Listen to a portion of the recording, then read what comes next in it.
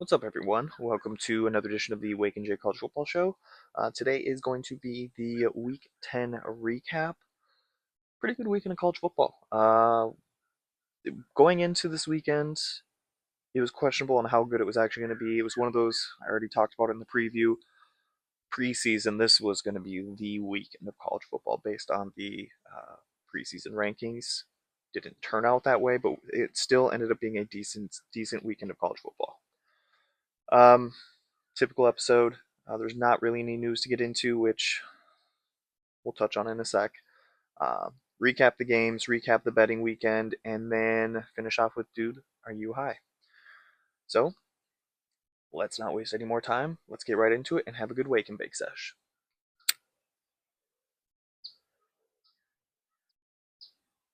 I keep forgetting to add this at the beginning. If you like what I'm putting out, whether it's the long form videos or the shorts, um, please like and subscribe. It does help a lot. Trying to build this channel for smokers and football lovers alike. So yeah, like and subscribe if you enjoy my content. Now, I mentioned there's not really any news to get into because as of the time of this recording, there has been no coaches fired. I have said this the last 3, well now 4 weeks, and every single week I end up having to add in a blurb talking about a coach being fired. So, Hugh Freeze is still the coach at Auburn as of right now. I wouldn't be shocked if at some point I have to put in a little blurb saying that, he actually has been fired. Um, Another thing of news, unrelated to college football, more show related. Next Sunday, so week 11 recap. I'm going to try something new. If it goes smoothly, then it might be a trend moving forward, but we're going to try it, see how it goes. And I'll bring this up again for the week 11 preview as well. I'll remind everybody. I am going to try going live Sunday morning at 10:30 a.m. Eastern. Um, some might argue that's a little too early. We'll see how it goes. But 10:30 a.m. Eastern, Sunday, the what would that be, the 9th? Uh, I am going to be going live on YouTube. We're going to try it, see how it goes. Instead of pre-recording and then putting it out Monday morning, we're going to try to do a live, see how it goes. All right, let's get into recapping Week 10. We'll start with, this wasn't a huge game, but we're just going to touch on it quick. Syracuse and UNC. UNC comes away with the win, 27-10. And Bill Belichick gets his first Power Four win as a head coach. And then UNC, they scored 20 points for the first time against a Power Four opponent. They had only scored 20 or more points twice this year, once against Richmond. The other time was exactly 20 points against, I think it was Charlotte. So it's been a struggle for this UNC offense, but I figured, based on the way they've played the last couple of weeks, this would be the game that they would break through and get that first Power Four win and score at least 20 points. And I was right. Now, that being said, yes, they came away with the win. Yes, they were able to score 27 points. It was kind of an ugly game, especially in that first half. It was only 10-6 at halftime. A ton, a ton of punts in that first half. It was just, it's weird to say this about a Syracuse team, but it was a defensive battle. The only touchdown scored in that first half came from a fumble return from Syracuse's defense. Um, but that ended up being Syracuse's only touchdown the whole game. It was a brutal showing from that Syracuse offense. Joseph Filrati, I'm not even sure how to say his name. Um, 4 of 18 for 39 yards. That's terrible. That is so bad. Offense as a whole, 147 total yards, 3 of 12 on third downs. Just an absolute terrible game from Syracuse offense, which has been the case every week since Steve Angeli went down with injury. Um, Shout out to UNC coming away with the first Power Four win this season, scoring more than 20 points in a game against a Power Four team. Um, Only scored 6 points, like I mentioned, in that first half, but in that second half, they only had 4 drives, scored on 3 of them, ran out the clock with the last one, and that last drive, shout out to them for that. It was like a 8-minute drive to completely just ice the game. 8 minutes might be an exaggeration. I don't exactly remember how much it was, but it was an impressive drive. Saturday games, we had a couple upsets. SMU 26, number 20 or number 20, number 10 Miami 20. This game did go to overtime. My goodness, Miami. What the hell was that? Miami left the state of Florida for the first time this year, and they lose. And they just so many self-inflicted wounds in this game. A total of 12 penalties for 96 yards. Brutal. We're just going to run through a couple of their drives real quick. So, in the second quarter, they had a drive that got killed by penalties. Shocker, when you have 12 of them, some of them are going to affect some of your drives, which pushed them out of field goal range, ended up having to punt. Had another drive in the second quarter that ended with an interception that gave SMU very good field position. And then, with just 49 seconds left in the half, SMU punted. Tony returned it all the way to SMU's 9-yard line. So you're starting with the ball, first and goal.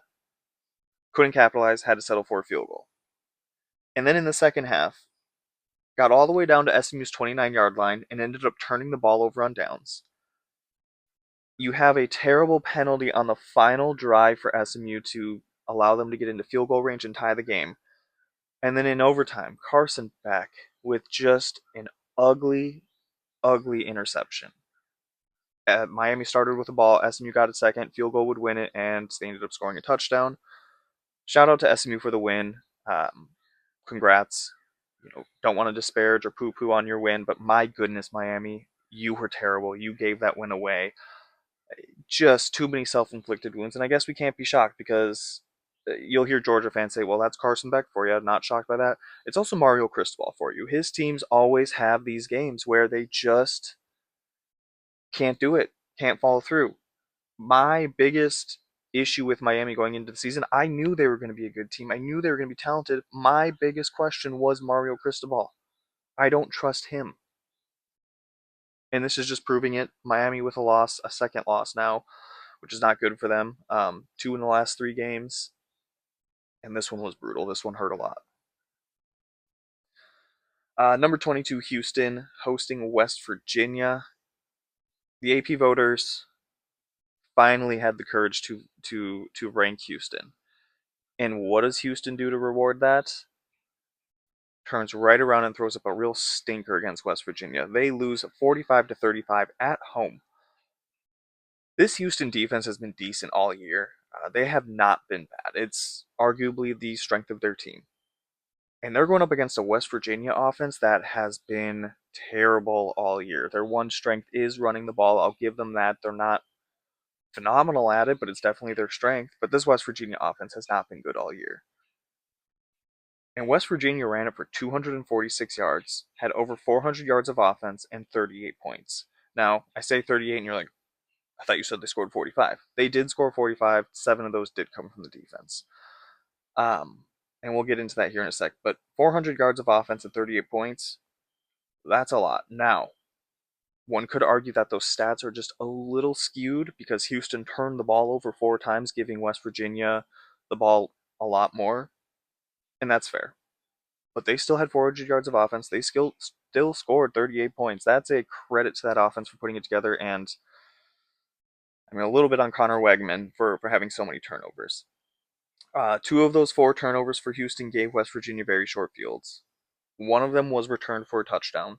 And then the final one came in the fourth quarter, late in the fourth quarter, which pretty much put to bed any sort of comeback that Houston had coming. Brutal loss for Houston. You finally get ranked, and you just lose to one of the worst teams in, you could argue, Power 4 football. Congrats to West Virginia. I mean, there's honestly nothing left to. I guess a bowl game is still technically on the table, but there's really nothing left to play for this year except ruining other people's seasons, and that's always fun. So I mean, I guess there is that to play for. Um, but man, Houston, that's just brutal. We Texas and Vandy. Weird game. Texas comes away with a 34-31 win, and I mean, I was wrong. I picked Vandy to win this game, and when I was previewing the game, I said, Texas is 6-2, and at some point you do still have to start wondering, is Texas actually good? And then I went on to say, but no, they're not good, and went on to think, there's a chance that they lose this game. I mean, I kind of look dumb now because Texas is now 7-2.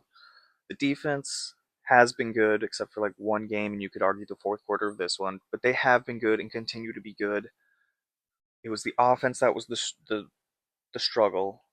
Arch Manning had looked good in flashes, but overall had not been great. And he looked really good in this game. And he also wasn't getting beat up in this game either. Uh, Early in the game, a lot of quick passes and screens, which gets him in a rhythm, gets him confident. He's not getting hit. Arch Manning looked good in this one. 25 of 33, 328 yards and 3 touchdowns. Run game was fine, uh, but as a whole, the offense had had over 400 yards, with 7 of 11 on third downs, 0 turnovers, scored 34 points. Now, here's where this game got a little interesting. They were leading 34-10 going into that fourth quarter, and then Vandy all of a sudden turned it on and tried to make it a game. In the first 3 quarters of this game, Vanderbilt had 10 total points, 190 yards, and a turnover. In the fourth quarter, they scored 21 points and had 233 yards of offense. Just took a little too long to get it going. Now, they scored the final touchdown with 33 seconds left to make it 34-31. They went to kick the onside kick, and they had like a solid 2-3 chances at it before it rolled out of bounds. Vanderbilt was this close to getting the ball back with a little under 30 seconds left and decent field position to potentially tie it or win it. I can only imagine how that would have been. Oh, it would have been so exciting. Heartbreaking loss for Vandy because, again, 3 quarters of just meh football, a lot of missed tackles on defense. Just the offense couldn't really get it going, and then just turned it on in that fourth quarter. Just took them a little too long to get it going. Yes, Vanderbilt lost this game. Yes, they've lost 2 games on the road to ranked teams who are a combined 14-3 and 9-1 in the SEC. I don't want to hear any Vanderbilt slander. This is not the same Vanderbilt of old. This is a good team. They're a good football team. The teams that they have lost to are also Alabama's very good. I think we're at that point where we have to start talking about Texas as a good team. Um, Heartbreaking for Vanderbilt. Great win for Texas. Vanderbilt might. Vanderbilt could still win out and go 10-2, guys. It's still very possible for them. Arizona State at Iowa State. Wow. I mean, I was definitely wrong about this one. That's for sure. Arizona State comes away with a 24-19 win. History tells you that if Jeff Sims is starting at quarterback, not only are you going to lose that game, but you're going to turn over the ball. You're going to turn the ball over way too much. And I was half right because they ended up winning the game, and that's where I was wrong. Jeff Sims did turn the ball over 3 times, though. He is just a turnover machine. I was not wrong in that. That continues to be a trend and will be a trend moving forward. Jeff Sims cannot take care of the ball. But somehow in this game, it did not hurt them enough to lose. Just an abysmal game from Iowa State. Arizona State was 5 of 15 on third down, had 11 penalties for 119 yards and 3 turnovers, and Iowa State could still not win this game. Iowa State's offense, 2 of 14 on third downs. They only scored 7 points off those 3 turnovers, including a missed field goal. Rocco Becht, not great, 18 to 36, 50% completion percentage, 186 yards, a touchdown and an interception. Like I mentioned, 2 missed field goals. Jeff Sims, what an insane stat line. 13 to 24 for 177 yards, a touchdown and an interception. Fine, whatever. 29 carries, 228 yards, and 2 fumbles. Effective with his legs, but and over 200 yards rushing, 3 total touchdowns, but also three not interceptions, but 3 turnovers. 3 touchdowns, 3 turnovers. Just I don't want to say this was a lucky win for Arizona State because shout out to their defense for just not letting Iowa State do anything. But Arizona State's without Levitt. They're without Tyson. They turn the ball over 3 times. Jeff Sims is your starting quarterback. They come away with the win. Shout out to them for that. What a good win for them. Iowa State started the season 5-0. You are now, was it 5-0? Yeah, because you've lost 4 straight. Iowa State, brutal. Uh, brutal. Here's the thing with Iowa State, too. I was down on them before the season. Then they tricked me and made me think they were a good team with the wins against Iowa, Kansas State, and then 4 straight losses. I mean, it's turning out that I'm right now, but I flip flopped on this one. I don't want to take full credit for that. All right, Minnesota Minute. Let's just get it out of the way because Minnesota's an ugly team. They really are. It is so infuriating and frustrating to watch them. It is just so up and down and has been this whole season. They win in overtime 23-20. A win is a win, so I'm trying not to complain too much. Okay, because a win is a win. But my biggest complaint right off the bat, every other Power 4 team that Michigan State has played has scored 30 or more points against them. In Minnesota, it took overtime to get to 23. Frustrating. Um, I don't like to use this term, but Minnesota didn't deserve this win. They dominated in the first half, and then Michigan State absolutely dominated that second half. If you take away that final game tying drive in the second half for Minnesota, they had 0 points in 4 straight drives that ended in punts. And they didn't really get anything going on any of those drives that they punted on. Again, I don't like to use the word that they didn't deserve the win because they came away with the win. I don't always like to use the word lucky, but they're kind of lucky to come away with this win. In the fourth quarter, Michigan State missed a 23-yard field goal. That is hard to miss. Let's just put it that way. If you're a Division I kicker, that is hard to miss. I guess it's college kickers; you can never count it out. But to miss a 23-yard field goal that's bad. And then fast forward into overtime, Minnesota was called for a pass interference penalty on third down, meaning Michigan State was about to get the ball at like the 3-yard line, 2 or 3 yard line. Mind you, did I think it was a good call? No. I did not think it was really I didn't think it was good enough to call pass interference on. I thought it was a little ticky tack, if I'm being honest. Refs throw the flag, announce the penalty, spot the ball. PJ Fleck is losing his mind. The crowd is booing because they've watched the replay. And then the refs gather up and decide, you know what, we're going to pick up the flag. That actually wasn't pass interference. Absolutely bizarre. You can't. We've seen this happen a couple times. Texas did it, was it last year or the year before? Bullied the refs into overturning a call. It felt like the refs got bullied into overturning this call or picking up the flag. Did I think it should have been a penalty to begin with? No, but you threw the flag, you called the penalty, you spotted the ball. To then go back and pick up the flag, you can't do that. If Michigan State fans have a qualm about that, I completely understand. I won't fault you for that. But yeah, with them picking up that flag, makes it 4th and 3, and instead of a 1st and goal, and they forced to kick a field goal and take a 3-point lead with Minnesota taking the ball next. Minnesota then, on third down, gets their own pass interference called to go their way again. This time, no flag was picked up. It's probably the right call. Minnesota gets it 1st and goal. Can't get it on 3 straight rushes. And then 3rd and goal from the 3.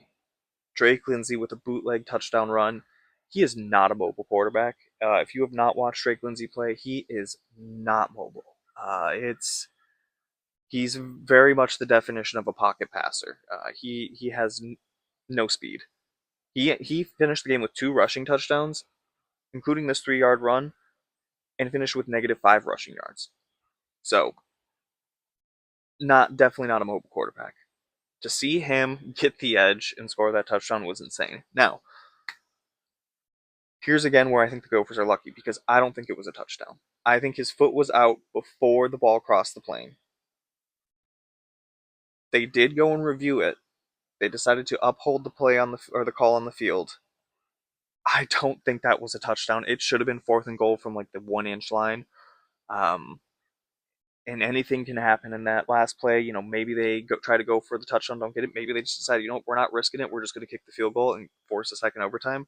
The whole game changes on that call, in my opinion, because it was 3rd down. I don't think it was a touchdown. They uphold the call. I'll take it. Again, a win is a win. I'm trying not to complain that much. It just feels like Minnesota did not deserve it. They dominated that first half. They really did. Now, missed a field goal, a 30-some yard field goal. So they only had a 10-0 lead going into halftime.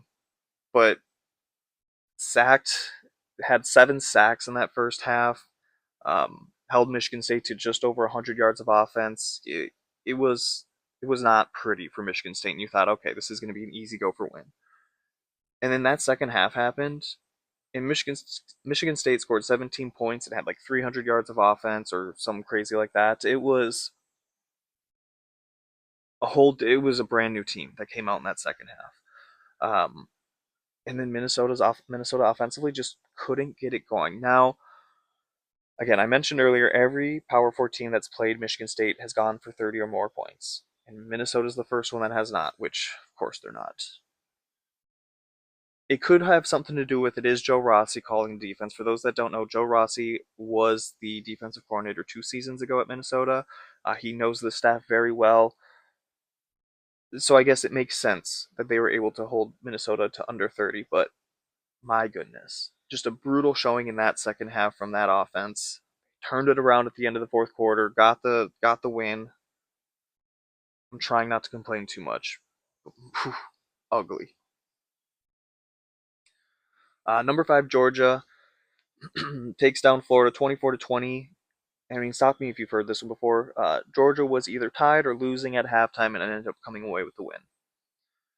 Seems to happen all the time with Georgia. It was 10-10 at half. Florida showing some fight after firing Napier. Um, and my goodness, Georgia's up 7-0 in that first quarter, and they have a terrible 24-yard punt that gives Florida absolutely great field position. They take advantage. It's tied 7-7. And then the very next drive, Georgia throws an interception, giving Florida great field position yet again, which they end up get it to 4th and goal. Can't convert. Have to settle for a field goal. Um, so little unlucky there for Florida, but uh, and then there was just 6 straight drives from both teams, or 3 from each team's back and forth. 6 straight drives that ended in punts. Just an ugly first half, especially from Florida. Or not Florida, Georgia. Just ugly. Um,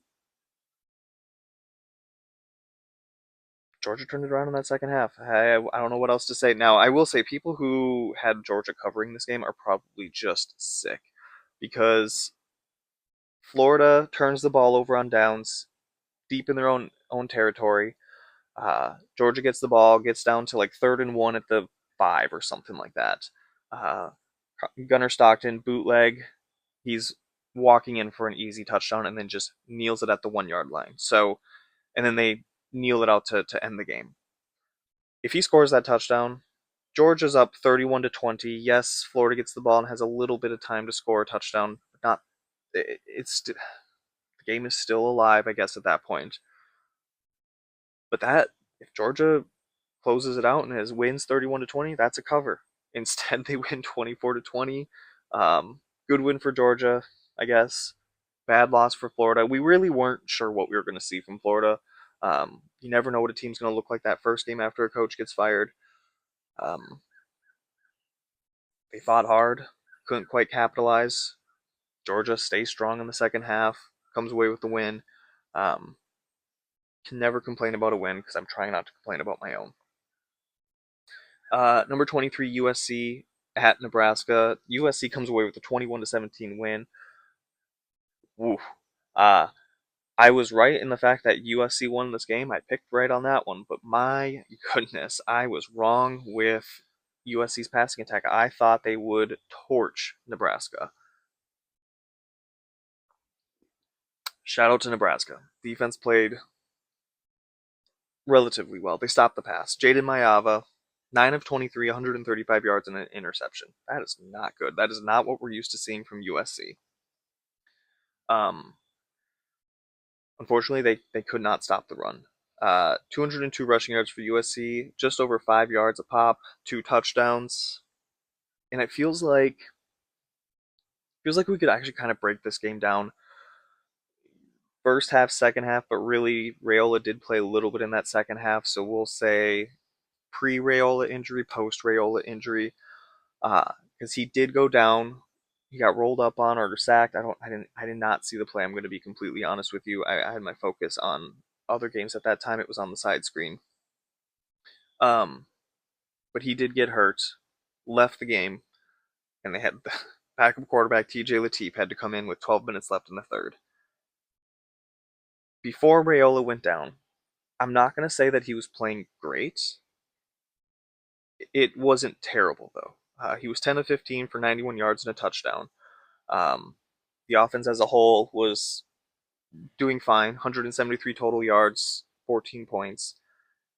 After Rayola went down though, 3 points scored, and TJ Lateef went 5 of 7, which, okay, you're like 5 of 7, that's not bad, for 7 yards.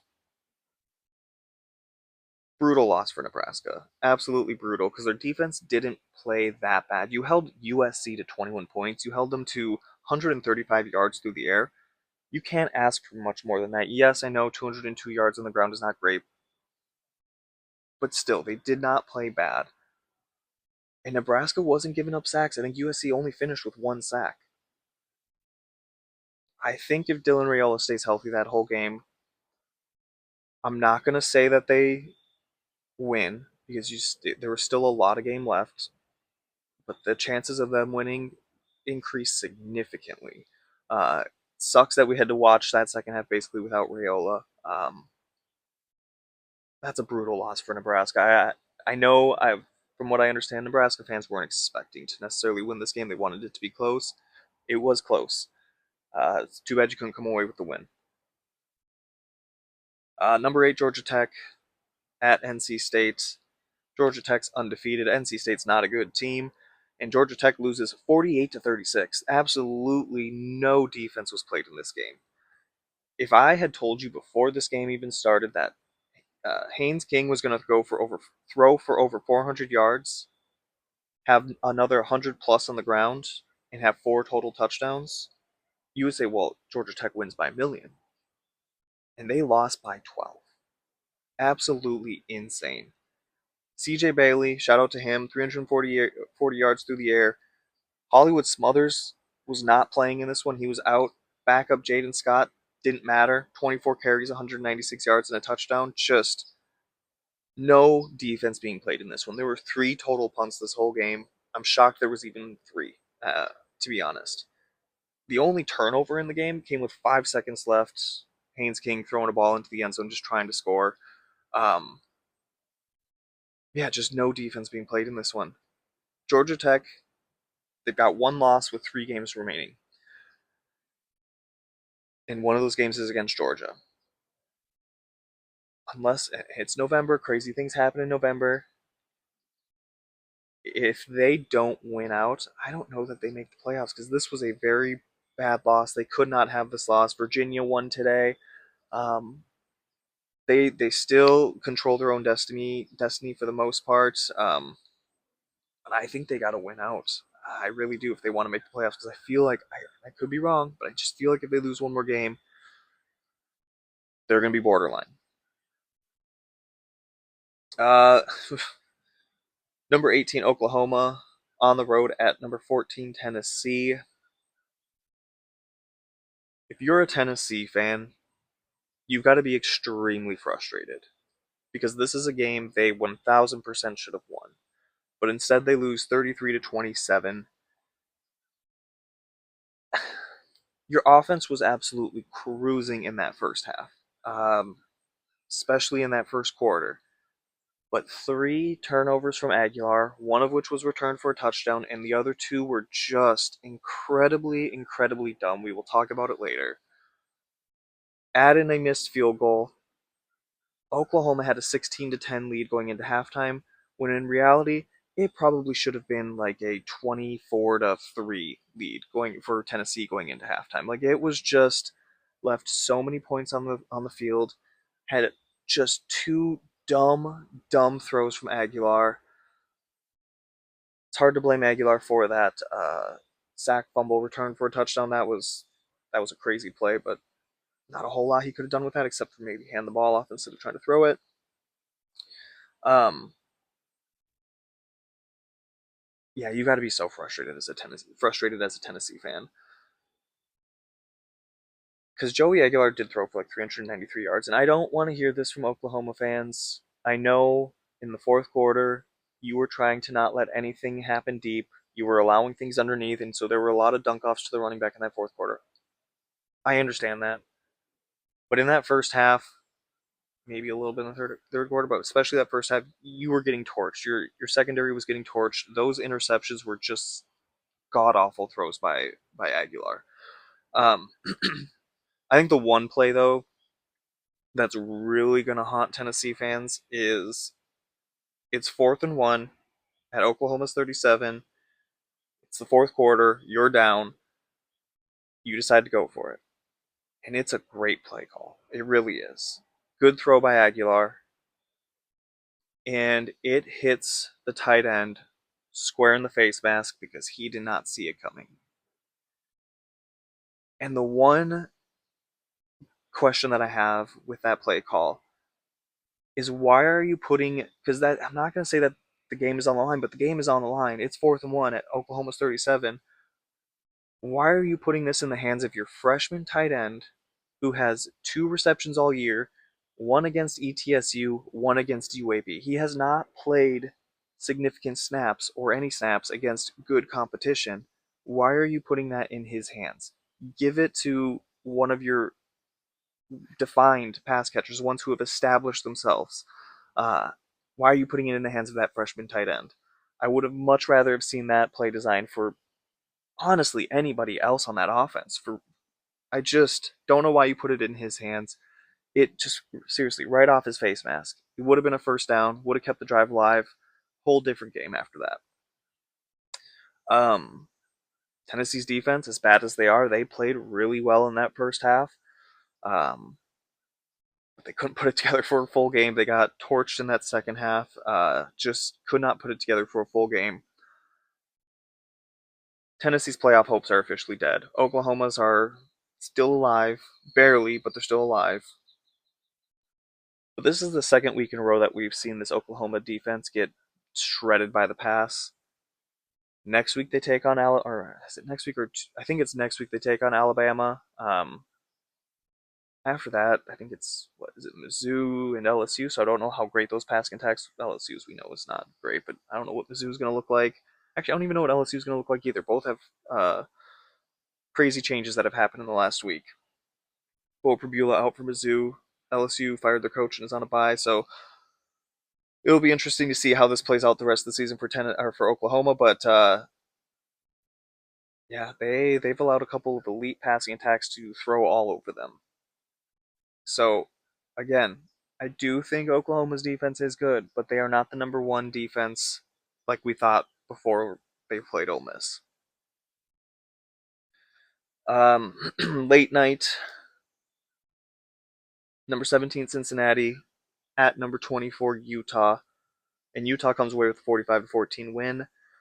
Utah broke the trend of losing to good teams. In this game was very one-sided in Utah's favor.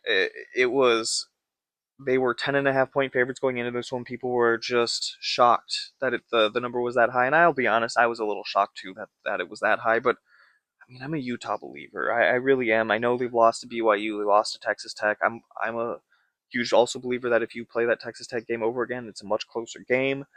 Um, yeah, that BYU one was disappointing, but going into this game, I told you that Utah was going to try to run the ball. They were going to try to control the time of possession because Cincinnati struggles a little bit to defend the run, and they cannot control the clock for the life of them.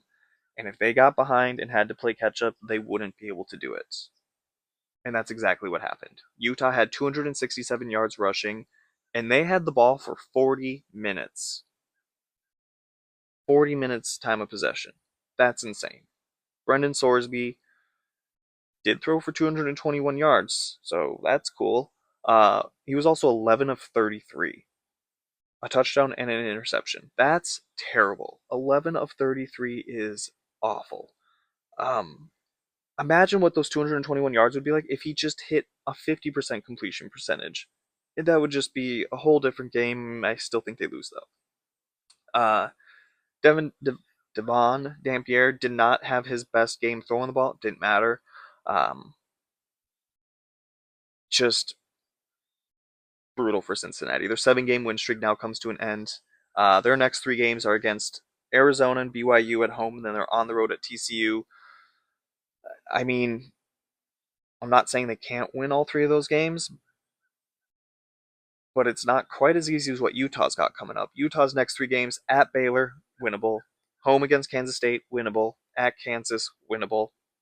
In fact, very winnable for this Utah team if they're clicking. We may see Utah go 10-2. We may see Cincinnati drop one of their next 3 games and finish at 9-3. Still a great season. Just a brutal loss on the road. Uh, some other scores that we'll just kind of touch on briefly. Ohio State 38, Penn State 14. I mean, Ohio State continues to be elite. Uh, Penn State made it close for the first half. It was 17-14 going into halftime, and then Penn State proceeded to get 75 yards in the second half and was completely shut out. Nothing else to really say in this game. Basically what I expected. I wasn't sure that Penn State would keep it that close in the first half, but they had nothing in that second half. Ohio State is still elite.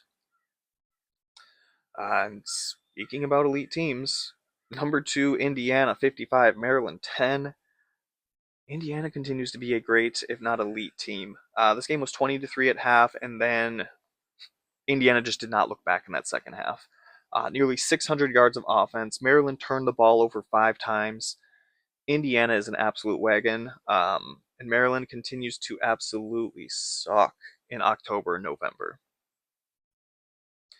Kentucky 10, Auburn 3. Hugh Freeze is out, right? There's no way he's not out. You scored 3 points at home against a Kentucky defense that has struggled against basically everybody else in the SEC outside of Texas. There's no way he's not gone. As of at the time of this recording, nothing has been announced, but I'll probably have to put in a little blurb here talking about how Hugh Freeze is actually fired, because there's just no way. And also, for anybody that watched this game from start to finish, anybody who was at the game, I'm so sorry. What what an ugly game. 10-3. There were 20 combined legit drives in this one, and I say legit just because there was like a 1 play, -2 yard drive to end the first half. That was just a kneel down. Out of 20 combined legit drives, 13 ended in punts. Both teams turned the ball over twice. Neither team had over 250 yards of offense. It was truly an ugly game. Auburn's only points came off of a field goal where they started at Kentucky's 35-yard line because of an interception. Neither team should be proud after this one, should feel good about themselves after this one. I guess Kentucky can feel good because it's their first SEC win of the season. And I guess Auburn can feel good because they're getting a new coach after this one. But man, just an ugly game. Duke 46, Clemson 45. This was arguably the most fun game of the day. After the first quarter, Duke was up 21-7. Clemson fought back, and then it was they took actually a 28-21 lead, and then it was just back and forth the rest of the game. Uh, Duke was down 45-38 and scored a touchdown with 40 seconds left. Went for the 2 point conversion and the win, got it, came away with the win, and absolutely no defense played in this game, which is shocking because you got Tom Allen on Clemson, who's supposed to be a great defensive coordinator. You got Manny Diaz as the head coach for Duke, and he's been a great defensive coordinator. So you would think a lot of defense being played. Instead, we had 91 combined points, 999 yards of combined offense. Both teams were not great on third down, but they were combined 8 of 8 on fourth down. And the only turnover was on the last play of the game as Clemson was trying to make a miracle happen and ended up fumbling it away. There was also a 100-yard kickoff return for a touchdown. Just an all-around fun game to watch. A lot of scoring, no defense, and sometimes those are the best games. And it came down to it too, with Duke scoring with 40 seconds left and deciding to go for that two-pointer. Phenomenal. Darian Mensah, 27 to 41, 361 yards and 4 touchdowns. Shout out to him. What a great game. Shout out to Duke. I guess a great win. I know Clemson's like 3-5, so can you call it a great win? I still consider it a great win. But I just mentioned Clemson is 3-5. 4 games left. They have to win 3 of the remaining 4 to make a bowl game. Are they going to? Because I don't know that that's necessarily guaranteed. We had number 15 Virginia at Cal. Virginia comes away with a 31-21 win. I was wrong in this one.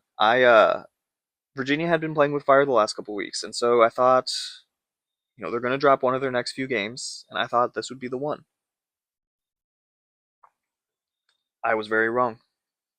There was like 30-ish seconds left in the game. Cal was down 3 with a shot to potentially march down the field, win it or tie it. And the very first play of that drive, Sangapulatele threw a terrible throw, which ended up getting returned, was intercepted, returned for a touchdown, which made this game essentially over at 31-21. Cal finished with only 8 yards on the ground. Sangapulatele did not have his best game. 213 total yards and 2 interceptions. Virginia continues their great season. I still think they might drop one of their next few games. But Cal, oof, they've dropped 3 of their last 4. It has not been a good month or so for Cal. Number 16, Louisville at Virginia Tech. Louisville comes away with a 28-16 win. Virginia Tech did get off to a 16-7 start, or to lead at halftime. And then that was basically it. Louisville just took over in that second half. In that second half, Louisville had 243 of their 371 yards. And Virginia Tech finished with a total of 240 yards of offense the whole game. Louisville had 3 more yards in that second half than Virginia Tech had the whole game. Um, nine of Virginia Tech's 16 points also came from defense. They had an interception return for a touchdown, or sorry, not return for a touchdown. Gave them a short field, at which point they ended up scoring a touchdown. And then very next drive they blocked a punt, which ended up being a safety. That's 9 of their points right there. They had one drive go over 50 yards the whole game. If you watched this game, you never really felt like Louisville was going to lose. You just thought, man, Virginia's getting a little lucky in this first half. Um, they haven't really done much, and then sure enough, that second half, they still couldn't do anything. Number 13, Texas Tech 43, Kansas State 20. I mean, it's difficult to win games when you turn the ball over 5 times, which Kansas State did in this one. And they should know that. I mean, over the last 4 games, they had forced like an average of 3 turnovers a game, and they were 3-1 in those 4 games. So they know very well forcing turnovers will win you games. They turned it over 5 times in this one. 3 of those turnovers gave Texas Tech relatively short fields, and another one was returned for a touchdown. And this game was close at halftime, but in that second half, Texas Tech's defense and offense just absolutely turned it on. Texas Tech continues to be really good. I still stand by Kansas State is a much better team than they were to start the season. They just ran into a buzzsaw that is Texas Tech. Um, but watch out for Kansas State the rest of the season. They could still play spoiler. Number 12, Notre Dame at Boston College. Notre Dame only won this 25-10. Um, Shout out Boston College. They kept this one much closer than I thought they would. Now, Notre Dame did leave a lot of points on the field because they did finish with 458 yards of offense. Jeremiah Love with 166 yards from scrimmage, including a back-breaking 94-yard touchdown run in the fourth quarter. Again, shout out to Boston College because this was much closer than it should have been, but Notre Dame, like I mentioned, they left a lot of points on the field. Oof. Arizona 52, Colorado 17. Colorado is seriously so terrible. They are, like I've been calling them, a poverty team. 5 turnovers, 14 penalties, 52 points allowed. Colorado had 4 different quarterbacks attempt to pass in this one. Arizona State's not a world beater. They are an average-ish team. Uh, but man, they sure looked good against a poverty team like Colorado. What a great win for them. Florida State 42, Wake Forest 7. Florida State breaks their 4-game losing streak, and I may or may not have said that Wake Forest is a sneaky good team. My goodness, they did not look like it in this one. Their longest drive of the game was 51 yards, and it came on the last drive of the game, which the game was already over at that point. And their only scoring drive came off of a turnover at which they got to start at Florida State's 19-yard line because of a turnover. Ugly game.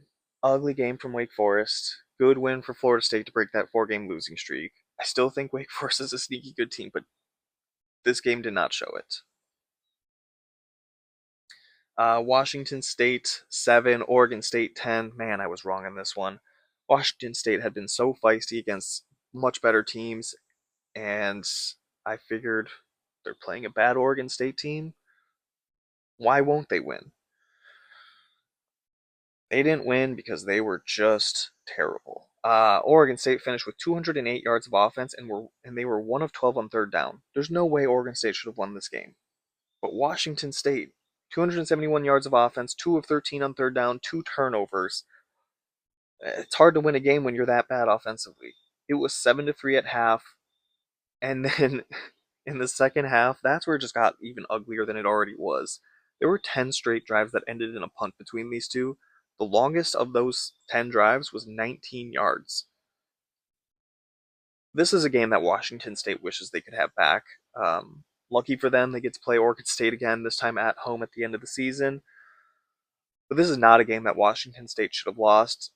Shout out to Oregon State for your now second win of the season and easily your best win because your only other one was against Lafayette. Purdue at number 21, Michigan. Michigan comes away with the 21-16 win. I mean, Bryce Underwood didn't look great in this one, but Jordan Marshall with 25 carries, 185 yards, and 3 touchdowns had another 25 through receiving. Michigan with nearly 400 yards of offense, but they did have 3 drives that got into the red zone with 0 points. They were 2 of 5 in the red zone with 14 total points. You could argue, I guess, this score is much closer than the game actually was. They just convert one more of those red zone drives, and this game makes it seem a lot worse for Purdue. But Bryce Underwood not a great game. Michigan, I'm not gonna say lucky to come away with wins again. They played well enough overall, just could not convert in the red zone. Last game we'll touch on: Mississippi State 38, Arkansas 35. I called it before the season, and they decided to make me sweat a lot about this, but I called it. Mississippi State has officially won more SEC games than they did all of last year, and it's their first SEC win in two years. And this is going to sound vaguely familiar to their loss last week against Texas, but Mississippi State with 17 straight points in the final 10 minutes of the game to come away with this win. Scored a touchdown with 48 seconds left in the game to take that 38-35 lead.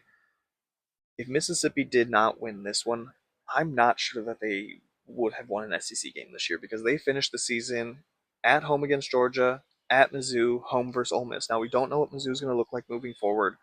Home versus Ole Miss. It's a rivalry game, so anything can happen. Don't think they're going to beat Georgia. None of those wins are guaranteed. Is basically what I'm trying to get at. But man, shout out to Mississippi State. Shout out to Brandon Walker. It's nice to see them get a win after quite a few just heartbreaking losses. All right, we're just going to kind of breeze through this, but my betting recap this weekend was not good. I was debating between Minnesota over 23.5 or to cover 3.5. Neither hit. They scored 23 points and won by 3, so that was brutal. Um, Georgia did not win the third quarter like I thought they would. I was debating between doing the third quarter or the fourth quarter, and I settled on third. Should have done fourth. Tennessee minus 3.5 and over. I was debating between 23 or by 3.5 or to score more than I think it was 28.5 or 29.5. Just didn't quite get there on either side. Um, Washington State minus 3.5. Again, just a brutal, brutal loss. Not a game that, not a game they should have lost, but whatever. The only win we had was Pitt over 33.5 points. They finished with 35. And the powerful money line parlay. Cal just could not follow through to get that one to hit for the third straight week. Just not a great weekend for betting. And now, for my favorite segment. Dude, are you high? And we got two winners this week because I couldn't pick between the two. Josh Heupel and Joey Aguilar. We'll start with Joey Aguilar. In that first half, just two god awful throws in that first half. They were just, you're moving the ball so well against Oklahoma. And then you just decide to take a shot. Maybe he didn't see the safety, but you take a shot into double coverage that's picked off by the safety. Then the second one, you just threw up a prayer, and it wasn't even close to your wide receiver, easily intercepted by Oklahoma. Brutal. I'm not going to blame the sack fumble on him at all. That's not on him. But those two passes specifically were just, dude, are you high? And then Josh Heupel. I'll mention the clock management at the end of the game was not great. That could have been a lot better. But what I'm going to focus on is, and we already talked about it earlier, putting that 4th and 1 in a critical position in the fourth quarter at Oklahoma's 37-yard line, and you put it in the hands of a freshman tight end who has 2 catches all year against ETSU and UAB. Why are you putting it in the hands of that freshman tight end? Because it was a great play call. It was a good throw because it hit him straight in the face mask. But why are you putting that in the hands of your freshman tight end? Joey Aguilar, Josh Heupel. Guys, are you high? Great weekend of college football overall. YouTube TV and ESPN made it difficult to keep track of everything, but we managed. Hopefully, they figure that out this week. Um, but yeah, great weekend. I'll be back later this week to preview Week 11. Uh, enjoy your week.